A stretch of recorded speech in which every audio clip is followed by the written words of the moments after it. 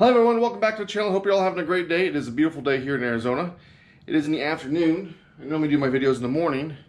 As you can see, I have a pile of stuff behind me because we are going to the dunes. So last time I went to the dunes was, Halloween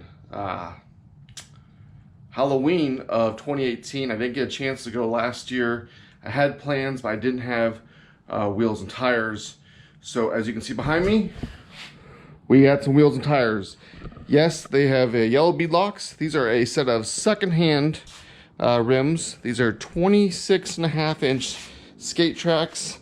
And then I got some smoothies up front. I'm gonna take those out with me to the dunes. I'm going to install them there. I don't want to damage them here. They've only got about 2 rides on them, the previous owner said. I asked him why he was selling them, and they came off a Can-Am Maverick 12-inch rims. If you're familiar with the Pioneers, the base model comes with a 12-inch Steely. He upgraded to the X3, which requires a 14-inch rim. So his loss, my gain. I got a pretty good deal on them. They look pretty new, to be honest. The rims are a little beat up. I was going to take them down, have them powder coated blue to match, but honestly, I don't know if I'm going to keep them.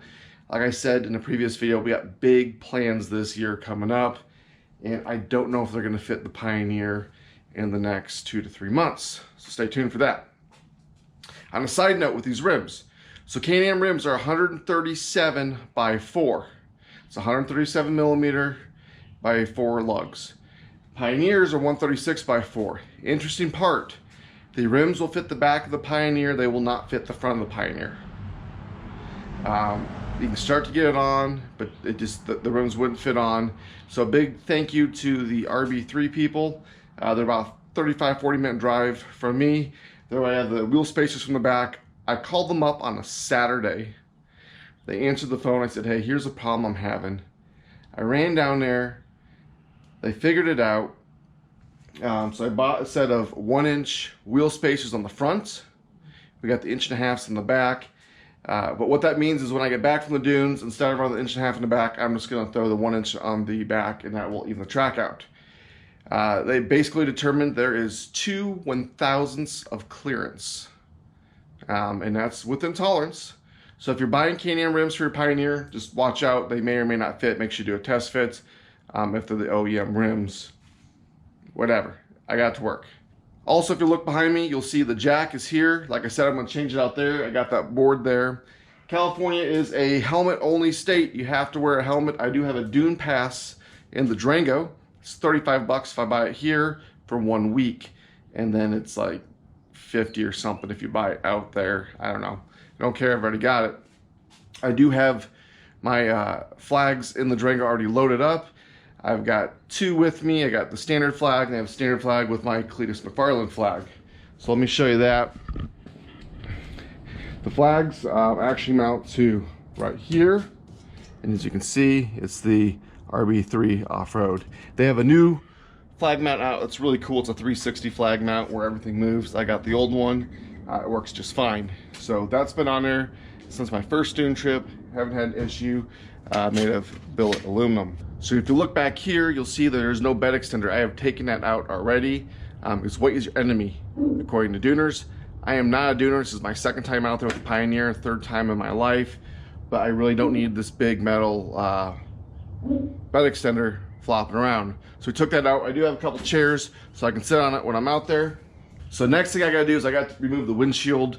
A couple reasons. One is I don't want it sandblasted. 2, I just don't need the windshield out there. I want the airflow, and it just robs some horsepower as I'm trying to get up the hills.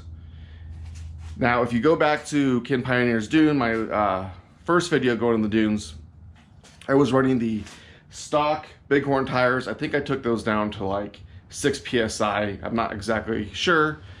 And I was running a high lifter, 2.5-inch lift on factory shocks. So I'm curious to see how it rides this time. Right now I have the Viking 814 shocks.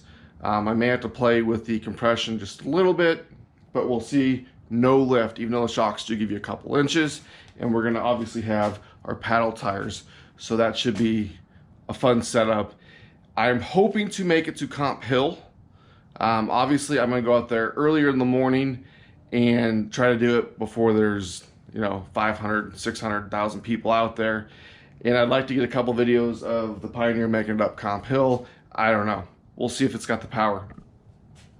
I've been told to take the winch off. I am not taking the winch off. This is not a Dune vehicle. It is a utility vehicle. I understand that. And I am not taking the skid plates off, with other people have told me to do that. So I am taking my tools and everything like that, but they will stay in the Durango. I am actually not taking my motorhome. There's no reason to take a 35-foot motorhome for just me. My family doesn't go to the dunes. They're actually doing something else this weekend. So I am staying with a friend, which means I save on fuel mileage, which will be nice. And one other thing we're gonna do before I leave for the dunes is, if you notice, I got one mirror there. I got no mirror here because I ripped it off. They're supposed to be the quick fold mirrors, and it didn't fold. So let me show you what we're gonna replace it with. Let's come over here. I got, I guess, an unboxing, I don't know. I got some new mirrors. And once I get the windshield off, I am going to put these on. I think they're pretty cool. They don't quite match the blue, as you can see. So the reason I'm changing out those mirrors to this one is, one, I think I can see a little bit better on the passenger side. I couldn't really use it with the other mirror. And number two is, if I break this, the glass, I can just buy the glass piece. I don't have to buy a whole new mirror like on that one. Now, in those ones' defense, I didn't actually break the glass on that. I ripped the whole mounts off. So these ones, I don't know. So these ones, if you can see, they do fold. They have a locking nut here, so you can kind of hit the different angles. So I'm gonna go ahead, I am going to get that removed. I'm gonna get these mirrors installed, and then I got, I think that's it. I think I'll be ready to go. I will load the trailer in the morning.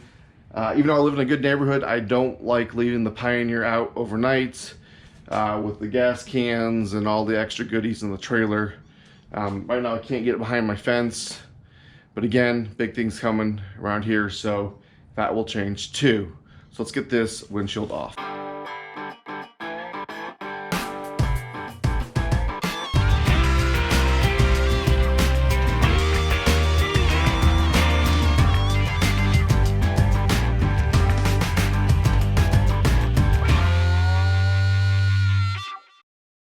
All right, so we got the windshield off in less than a minute.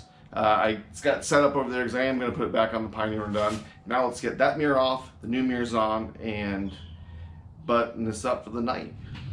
And just as simple as that, the mirrors are done. I didn't really show the install because really it's just a couple Allen head screws on either side and then a 17mm lock nut to adjust it. So I did put these on where the old ones were. Hopefully I can get the windshield on. If not, I may need to adjust the windshield a little bit. This is a little bit bigger piece of aluminum. The good thing is it's warming up here in Arizona. They said we're 4 to 6 weeks ahead of schedule. So I only run the half windshield anyways during the summer. So I may just take it off and slide those up. We'll see how it goes.